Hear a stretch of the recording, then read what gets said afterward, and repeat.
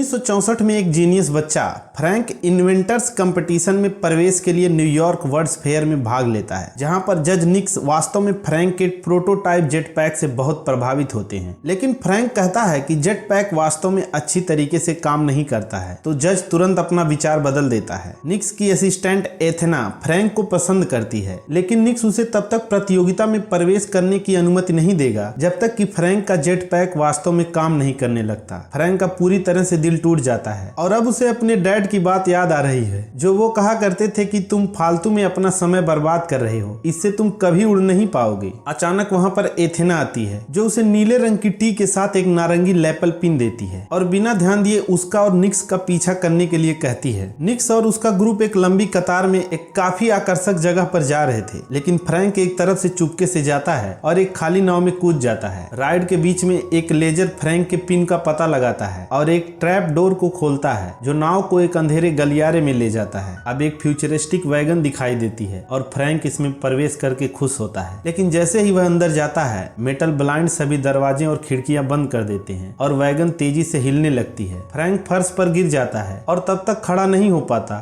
जब तक कि गाड़ी रुक नहीं जाती। अब दरवाजा खुलते ही फ्रैंक बाहर निकलता है और खुद को घने कोहरे से घिरे एक प्लेटफॉर्म पर पाता है। अचानक से फ्रैंक चौंक जाता है, क्योंकि उसके सामने एक उड़ने वाली कार गुजरती है और वह कार के अंदर एथेना और निक्स को एक साथ देखता है। फ्रैंक उनके पीछे जाने की कोशिश करता है, लेकिन विशालकाय रोबोट उसके सामने आ जाते हैं और रोबोट उसे रोकने की कोशिश करने लगते हैं। बच्चा रोबोटिक हथियारों को चकमा देने की कोशिश में प्लेटफॉर्म के चारों ओर दौड़ता है और गलती से नीचे प्लेटफॉर्म पे ही गिर जाता है, जिससे उसका जेट पैक टूट जाता है। अब सीन में एक फ्रेंडली रोबोट आता है और फ्रैंक के जेट पैक को रिपेयर करके उसे दे देता है। इसके बाद ठीक उसी समय फ्रैंक को पकड़ने के लिए कुछ गार्ड दिखाई देते हैं, इसलिए वह एक बार फिर कूदकर दूर चला जाता है। इस बार हालांकि उसके पास उसका जेट पैक होता है और वह उसे पहन लेता है। उसके बाद जेट पैक को एक्टिव कर देता है और देखते ही देखते आसमान को छूने लगता है। फ्रैंक को बादलों में उड़ते हुए पता चलता है कि वह टुमारो लैंड में है, जो कि एक फ्यूचरिस्टिक सिटी है जो केवल सबसे उज्जवल दिमाग वाले इंसानों से भरा हुआ है। जब वह एथेना को देखता है, फ्रैंक उसके बगल में उतरता है और निक्स को पता चलता है कि फ्रैंक ने जेट पैक ठीक कर लिया है। निक्स इग्नोर करता है, लेकिन एथेना फ्रैंक को उसके फ्यूचर लाइफ दिखाने के लिए उसका हाथ पकड़ लेती है। वर्षों बाद 2015 में एक टीनेजर लड़की केसी फ्लोरिडा में नासा के लॉन्च साइट में घुस जाती है, ताकि वह डिमोलिशन के लिए इस्तेमाल की जाने वाली सभी मशीनरी में तोड़फोड़ कर सके, क्योंकि वह नहीं चाहती कि उसके पिता जो नासा के इंजीनियर हैं उनको अपनी नौकरी से हाथ धोना पड़े। एथेना केसी की परछाई से यह सब देख रही होती है और केसी के लौटने के बाद एथेना अपनी बाइक के हेलमेट से केसी के डीएनए के लिए एक छोटे स्कैनर का यूज करती है और इसे अपने टुमारो लैंड के लास्ट पिन में कोड कर देती है। अगली सुबह केसी के डैड एडी को नासा के सिचुएशन के बारे में बताने के लिए एक फोन आता है। केसी सोचती है कि उसने अपने डैड की नौकरी बचा ली है, लेकिन एडी बताता है कि वे नासा वाले फिर से दूसरी क्रेन ला रहे हैं, इसलिए केसी अपना एक क्रेन को खराब करने का काम बंद कर दे। हालांकि केसी कहती है कि होप बनाए रखना अधिक महत्वपूर्ण होता है। शाम को केसी फिर से डिमोलिशन की मशीन में तोड़फोड़ करने की कोशिश करती है, लेकिन इस बार पुलिस उसका इंतजार कर रही थी और वह गिरफ्तार हो जाती है। कुछ घंटे बाद उसका कोई जमानत लेता है और केसी घर लौटने के लिए अपना सामान उठाती है। सभी चीजों के बीच उसे एक पिन मिलती है और जब वह उसे छूती है तो उसे अचानक एक अलग जगह का एहसास होता है। फिर पिन गिर जाती है और जब केसी इसे फिर से छूती है तो वही एहसास फिर से होता है। अगली बार केसी पिन को ठीक से पकड़ती है और खुद को दूर से एक विशाल शहर को देखते हुए महसूस करती है, लेकिन जब वह उस तक चलने की कोशिश करती है तो पिन हाथ से फिर गिर जाता है और वह फिर से जेल में होती है, क्योंकि इमेजिनेशन में चलने से वह कमरे और लोगों के बीच में टकरा जाती है। अब परेशानी से बचने के लिए केसी गम रैपर का यूज करके पिन उठाती है। ठीक उसी समय एडी जमानत का भुगतान करने के बाद केसी को लेने के लिए आ जाते हैं। अपने घर को जाते हुए वह केसी को उसको कामों के लिए डांटते हैं, इसलिए केसी अपने डैड को उस पिन को छूने के लिए कहती है ताकि वह भी उसको समझ सके कि उसके साथ क्या हो रहा है। हालांकि जब एडी पिन को छूते हैं तो उन्हें कुछ नहीं होता। अब कंफ्यूज्ड केसी खुद पिन को छूती है और वह दूसरी दुनिया में दिखाई देती है। इसके बाद उसे समझ में आ जाता है कि यह केवल उसके लिए ही काम करता है। एडी पिन के बारे में केसी के जुमलेबाजी से थक जाता है और वह पिन केजी से ले लेता है। जब वे घर पहुंचते हैं तो केसी अपने पिन को चुराने के लिए एडी के सो जाने का इंतजार करती है। जैसे ही वह उसे छूती है तो वह दूसरी दुनिया में दिखाई देती है और शहर की ओर और चलने से वह अपने घर की दीवारों से टकरा जाती है, यहाँ तक कि सीढ़ियों से नीचे भी गिर जाती है। शोर होने से एडी जाग जाते हैं, जिससे केसी छिप जाती है और वह कहीं और जाकर ऐसा करने का फैसला करती है। केसी एक बड़े फील्ड के बीच में जाती है और पिन को छूती है, जिससे वह अपने आप को टुमारोलैंड में देखती है। शहर में और आगे जाने के लिए ट्रेन लेती है। उसे पता चलता है कि पिन में एक टाइमर है जो नीचे जा रहा है। इसके साथ उसे यह भी पता चलता है कि यहाँ उसको कोई नहीं देख सकता है। केसी ट्रेन को अगले स्टॉप पर छोड़ देती है और वह कुछ इंपॉर्टेंट वैज्ञानिकों को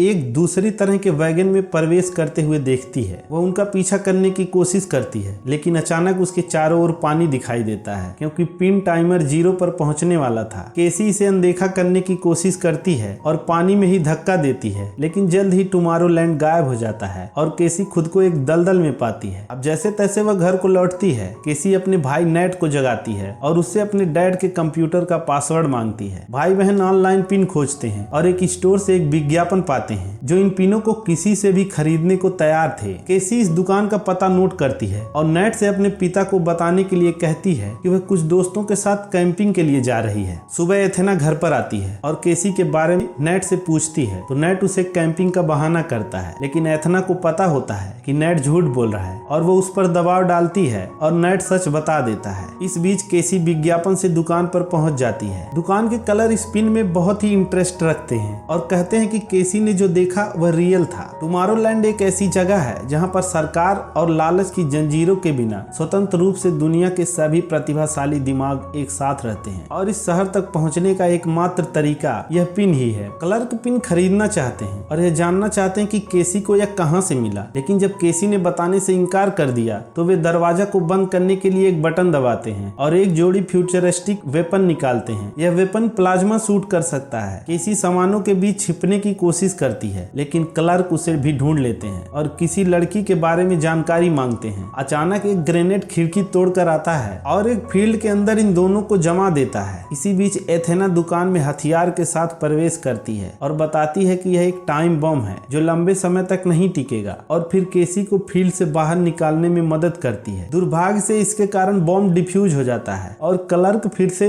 फ्री हो जाते हैं, इसलिए वे जवाबी हमला करने लगते हैं। एथेना और केसी दोनों का अच्छे से मुकाबला करती हैं और जब एथेना उनमें से एक का सिर उड़ा देती है तो केसी यह जानकर चौंक जाती है। यह दोनों क्लर्क एनिमेट्रॉनिक्स थे। अब यह अनाउंसमेंट होता है कि दोनों एनिमेट्रॉनिक्स फटने वाले हैं, तो एथेना विस्फोट से बचने के लिए केसी को समय से पहले ही दुकान से बाहर निकाल लेती है। फिर एथेना कार की खिड़की को तोड़कर उसमें केसी को धक्का देकर बैठाती है और अपने एक स्पेशल टूल से कार को स्टार्ट कर देती है और साथ ही ये भी बताती है कि कई लोग उन्हें अब खोजने की कोशिश करेंगे, इससे पहले यहाँ से निकल लो। अब कार में केसी सवाल पूछना शुरू कर देती है और एथेना उसे बताती है कि उसने ही उसे पिन दिया था। इससे पहले कि वह कुछ और कह पाती, एथेना के अंदर अचानक से खराबी शुरू हो जाती है और केसी घबराई हुए उसे देखती है कि कैसे एथेना खुद को ठीक करती है, क्योंकि वह भी एक एनिमेट्रॉनिक्स है। डरी हुई केसी कार से बाहर कूद जाती है और एथेना उसका पीछा करने की कोशिश करती है, लेकिन जैसे ही वह रोड पर कदम रखती है एक ट्रक उसे टक्कर मार देता है। टक्कर के बाद ड्राइवर अपनी कार से उतरकर उसको देखने आता है और इसी का फायदा उठाकर केसी ट्रक चोरी करके भाग जाती है। हालांकि एथेना ठीक है और वह तुरंत ट्रक के पीछे भागती है और कार की खिड़की से कूदकर चाबी निकाल लेती है। इसके साथ कार के डोर को भी लॉक कर देती है। केसी चिल्लाना शुरू कर देती है और एथेना आखिरकार केसी को बताती है कि वो पिन उसके पास लास्ट पिन बचा था और उन्हें टुमारोलैंड पर जल्दी जाने की जरूरत है, क्योंकि उन्होंने कुछ ऐसा बनाया है जो उनके पास नहीं होना चाहिए था। इसी बीच पुलिस विस्फोटित स्टोर पर पहुंचती है और उन्हें एक जला हुआ रोबोट का सर मिलता है। इससे पहले कि वे और अधिक जांच कर सकें, डेव नाम का एक व्यक्ति जो खुद को सीक्रेट सर्विस का एजेंट बताता है। रोबोट के सर को देखने के बाद डेव भी एक फ्यूचरिस्टिक हथियार निकालता है और अपने साथी की ओर मुड़ने से पहले सभी पुलिस को मार देता है और यह अनाउंस करता है कि उन्हें लड़की मिल गई है और उन्हें निक्स को यह बताना चाहिए। दोनों लड़कियां एकमात्र ऐसे व्यक्ति को खोजने के लिए न्यूयॉर्क जा रही होती हैं जो उन्हें टुमारोलैंड में वापस ला सके। केसी दूसरे लोगों के बारे में सवाल पूछना शुरू कर देती है जिन्हें पिन मिले थे, लेकिन एथेना जवाब नहीं दे पाती और चुप हो जाती है। अगली सुबह एथेना उठती है और ड्राइविंग संभालती है ताकि केसी आराम कर सके। एथेना केसी को बताती है कि जिस व्यक्ति से वे मिलने जा रहे हैं उसका नाम फ्रैंक है और इसके बाद केसी के सो जाने के बाद एथेना अपने दोस्त के साथ बिताए अच्छे समय को याद करके अपना मनोरंजन करने लगती है। घंटों बाद केसी जाग जाती है और उसे कंट्री साइड में एक घर के सामने ट्रक से एथेना अचानक धक्का दे देती है। एथेना को भागते हुए देखकर केसी के पास एक घर के पहुंचने के अलावा और कोई ऑप्शन नहीं होता।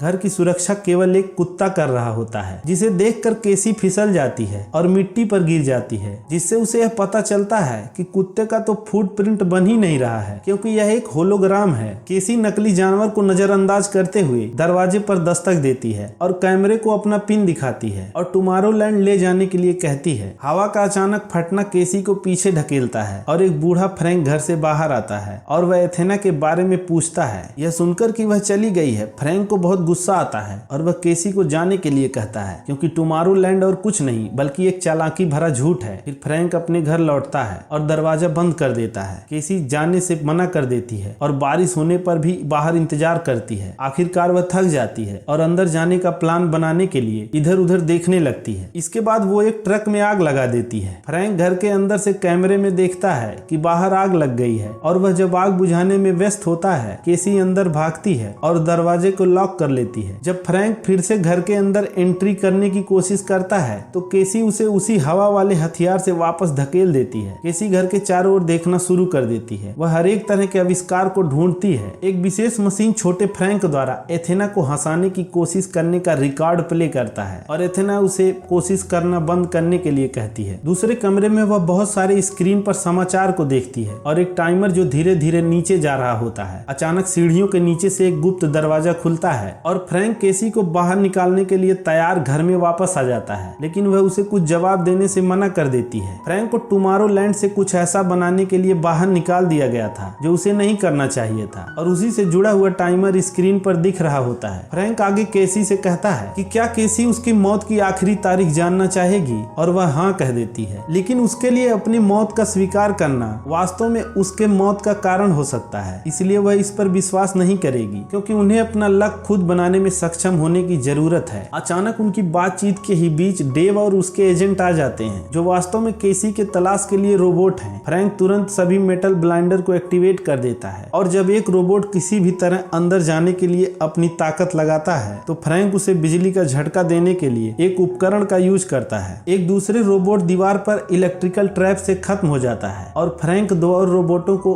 एक ट्रैप डोर के माध्यम से गिराकर उनका काम तमाम कर देता है। फिर फ्रैंक और केसी लिविंग रूम में भागते हैं जहां पर एक और रोबोट इंतजार कर रहा था। फ्रैंक इसे हाथों से लड़ता है और केसी एक विशेष पोर्टल मशीन को एक्टिवेट करके रोबोट के अंदर चिपका कर उसे खत्म कर देती है। दोनों ऊपर की ओर अपना रास्ता बनाते हैं जहां अधिक रोबोट घर के चारों ओर अलग अलग ट्रैप में घिर जाते हैं। तभी डेव फ्रैंक को बंदूक की नोक पर पकड़ लेता है। लकीली केसी को एक बैट मिल जाता है और डेव को मार मार कर उसका कचूमर निकाल देती है। फ्रैंक फिर केसी को बाथरूम में ले जाता है और वे बाथ टब में कूद जाते हैं, जिसे फ्रैंक इसे कैप्सूल में बदलने के लिए एक्टिवेट कर देता है। एक और रोबोट उनके पीछे आता है और वह टब को पकड़ने की कोशिश करता है, लेकिन उसी समय फ्रैंक कैप्सूल को लॉन्च कर देता है जिससे कि वह उड़कर झील में जा गिरते हैं। फ्रैंक और केसी तैरते हुए बाहर आते हैं और जंगल में इंटर करते हैं। यहाँ फ्रैंक ने एक बाइक छिपाई हुई होती है जो स्टार्ट नहीं होती। अचानक एक रोशनी के आने से वे दोनों चौंक जाते हैं, लेकिन यह एथेना है जो उन्हें पिकअप करने आई थी। तीनों ट्रक में निकल जाते हैं और जैसे ही वे रोड पर पहुंचते हैं फ्रैंक और एथेना बहस करना शुरू कर देते हैं। अब यहाँ पता चलता है कि सभी पिनों को नष्ट किया जाना था और एथेना लोगों को टुमारोलैंड में भर्ती करना जारी रखने के लिए 12 पिनों के अंतिम बॉक्स के साथ लेकर भाग निकली थी। फ्रैंक गुस्से में है क्योंकि अधिक से अधिक युवा लोगों को इसमें घसीटा गया है और केसी को बताता है कि एथेना ने झूठ बोला था कि अगर आप इससे ज्यादा सवाल पूछोगे तो वह स्विच ऑफ हो जाती है, यह बस इसका बहाना है। फ्रैंक को लगता है कि एथेना लुभाने के बाद में आपको छोड़ देने के लिए नकली भावनाएं पैदा करती है। एथेना को हर्ट होता है, लेकिन एथेना अभी के लिए स्थानीय स्टेशन पे जाने के लिए इस चीज को इग्नोर करती है जहां फ्रैंक ने अपना गुप्त नेटवर्क स्थापित किया है जो इन सबको टुमारोलैंड पहुंचा देगा। वहां एक और कैप्सूल उनका इंतजार कर रहा होता है और एक बार जब वे प्रॉपर प्रोटेक्शन पहन लेते हैं तो वे उस सिस्टम को एक्टिवेट कर देते हैं जो उन्हें टेलीपोर्ट कर देता है। अब जब वे पहुंच जाते हैं तो केसी को पता चलता है कि वे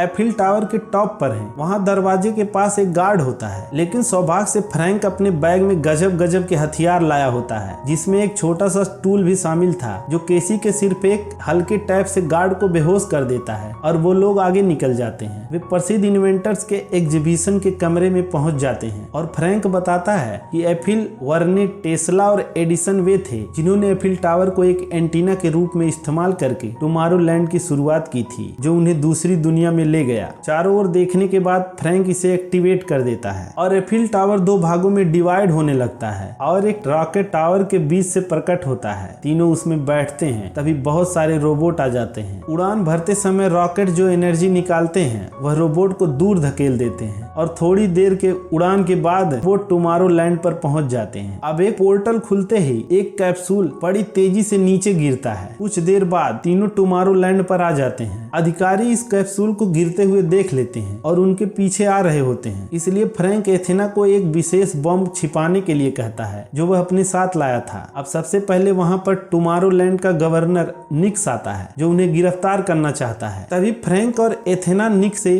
कहते हैं कि केसी स्क्रीन के परसेंटेज को कम कर सकती है, इसलिए निक्स उन्हें गिरफ्तार करने का अपना विचार बदल देता है। हैरान निक्स तीनों को लेकर हेड ऑफिस जाता है जहां वे फ्रैंक के खतरनाक आविष्कारों को देखते हैं जिसे टैचियन मशीन कहा जाता है। जब वे लिफ्ट लेते हैं केसी होलोग्राम देखती है जिसमें भविष्य की झलक होती है। इसके लिए मशीन एक पार्टिकल का यूज करती है जो लाइट के स्पीड से भी तेज चलता है। ग्रुप मशीन के सेंटर में प्रवेश करता है और फ्रैंक केसी को सिखाता है कि इसका उपयोग कैसे करना है जिससे वह मानवता के इतिहास के किसी भी पॉइंट को देख सकते हैं। केसी कुछ दिन पहले अपने आप को अपने घर के अंदर देखकर चौंक जाती है और फ्रैंक बताता है कि इस मशीन से आगे भी देख सकते हैं। इसलिए केसी तेज गति से भविष्य को पढ़ना शुरू करती है जब तक कि वह अंत के इस मुद्दे को नहीं देख लेती कि 58 दिनों में पूरी धरती खत्म हो जाएगी। केसी को यह समझ में नहीं आता कि वे धरती पर लोगों को वार्निंग क्यों नहीं दे रहे हैं और निक्स बताता है कि उन्हें परवाह नहीं है क्योंकि धरती की दुनिया खत्म हो जाएगी, टुमारो लैंड नहीं, और वह किसी को भी यहाँ अंदर आने की अनुमति नहीं देगा क्योंकि वह टुमारो लैंड के साथ वही करेंगे जो उन्होंने पृथ्वी के साथ किया है। केसी इसे एक्सेप्ट करने से मना कर देती है और उसके इस रवैये से स्क्रीन पर एक सेकंड के लिए झिलमिलाहट के कारण उन्हें एक बेहतर दुनिया दिखाई देती है। फ्रैंक यह इशारा करने की कोशिश करता है कि यह साबित करता है कि एक मौका है दुनिया को बचाने का, लेकिन निक्स उन सबको बाहर कर देता है। कुछ देर बाद फ्रैंक उठता है और एथेना को यह कहते हुए पाता है कि उन्हें फिर से डिपोर्ट कर दिया जाएगा। केसी उदास है क्योंकि पूरी दुनिया चंद दिनों की मेहमान है और वह फ्रैंक पर उसे झूठ बोलने का आरोप लगाते हुए थप्पड़ मारने की कोशिश करती है। तभी उसे अचानक याद आता है कि फ्रैंक अपने घर पर इसे देखने के लिए मशीन सिग्नल को पायरेट कर रहा था। यही सब उसके घर पर स्क्रीन में टाइमर के साथ दिखाया जा रहा था। अब कुछ गार्ड तीनों को लेने आते हैं ताकि उन्हें पोर्टल के माध्यम से टुमारो लैंड से बाहर निकाला जा सके। केसी निक्स को उसकी खोज के बारे में बताने की कोशिश करती है और उसे मशीन बंद करने के लिए कहती है, लेकिन निक्स कहता है कि इसमें बंद करने के लिए कोई बटन ही नहीं है। निक्स के इस शांत रवैये ने फ्रैंक को सच्चाई का एहसास होता है कि निक्स इस विचार को लोगों के दिमाग में जानबूझकर डाल रहा है। निक्स बताता है कि पास्ट में आने वाले प्रलय के बारे में सरकार को बताया गया था, लेकिन उन्होंने इसको नजरअंदाज कर दिया था। हालांकि मानवता ने बेहतर भविष्य करने के बजाय दुनिया के अंत को एक्सेप्ट कर लिया है। निक्स की राय में यह मशीन की गलती नहीं है, मानवता ने इसे खुद अपने ऊपर लाया है। फ्रैंक इसे एक्सेप्ट करने का दिखावा करता है और निक्स से हाथ मिलाता है और हाथ मिलाते समय ही उसके ब्रेसलेट में लगा बटन को प्रेस कर देता है जिससे कि मशीन के प्लेटफॉर्म को फिर से शुरू किया जा सके। एथेना और केसी ने गार्ड को मार गिराया जबकि फ्रैंक निक्स से लड़ता है और एथेना और केसी का पीछा करने के लिए एथेना और केसी ने गार्ड को मार गिराया जबकि फ्रैंक निक्स से लड़ता है। इसके साथ ही वह एथेना और केसी का पीछा करने के लिए दो रोबोट को एक्टिव कर देता है। फ्रैंक एथेना से उसके द्वारा दिए गए बम का यूज करने को कहता है, लेकिन जब एथेना कोशिश करती है तो रोबोट उसे पकड़ लेते हैं। एथेना जब रोबोट से लड़ती है तो वह बम केसी को पास कर देती है और केसी प्लेटफॉर्म पर भागती है जो बहुत तेजी से हिलना शुरू हो जाता है क्योंकि फ्रैंक और निक्स पोर्टल की दूसरी तरफ ब्रेसलेट के लिए लड़ रहे होते हैं। एथेना एक रोबोट का कंट्रोल हासिल कर लेती है और इसका यूज पोर्टल के माध्यम से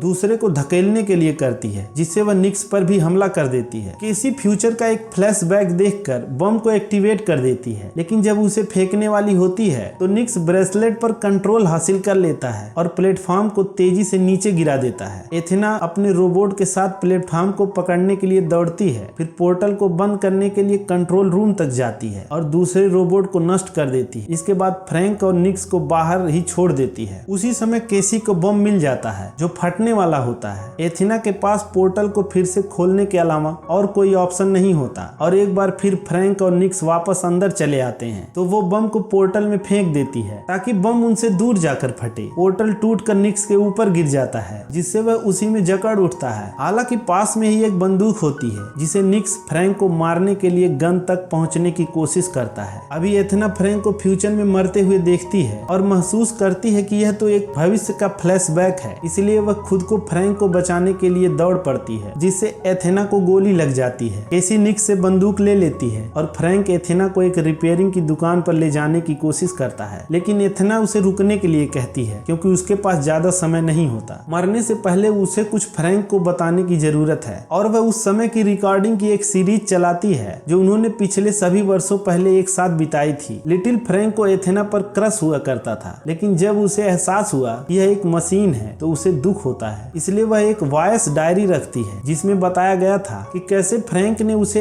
ऐसी चीजें महसूस कराई जो रोबोट को नहीं करनी चाहिए। फ्रैंक यह सुनकर खुश होता है कि एथेना उसे पसंद करती है और उसने कभी भी इस पर विश्वास करना बंद नहीं किया। लेकिन अब एथेना के जाने का समय आ गया है। उसका शरीर सेल्फ डिस्ट्रक्ट होने वाला है और वह चाहती है कि वह इस विस्फोट का यूज मशीन को रोकने के लिए करे। फ्रैंक एथेना को उड़ाने के लिए एक जेट पैक का उपयोग करता है और उसको अलविदा कहने के साथ एथेना को मशीन के अंदर गिरा देता है जिससे पूरा स्ट्रक्चर फट जाता है और मलबा निक्स पर गिर जाता है जिससे उसकी मौत हो जाती है। टुमारोलैंड अपनी शक्ति खो देता है और फ्रैंक नदी में सुरक्षित रूप से उतरने के लिए जेट पैक पर कंट्रोल करने की कोशिश करता है। पहले फ्रैंक पोर्टल को ठीक करता है ताकि केसी अपने परिवार के साथ फिर से मिल सके। इसके बाद वे एक साथ फिर से पिन प्रोग्राम को शुरू करते हैं जिसके लिए वे एथेना जैसे रोबोटों का एक ग्रुप बनाते हैं। ये रोबोट पूरी दुनिया में यात्रा करने के लिए एक पोर्टल का उपयोग करते हैं जो धरती के बेहतरीन दिमाग के लिए पिन छोड़ते हैं जो उन्हें पृथ्वी के लिए बेहतर भविष्य बनाने में मदद कर सकते हैं। और इसके साथ ही इस मूवी का यहीं पर द एंड हो जाता है।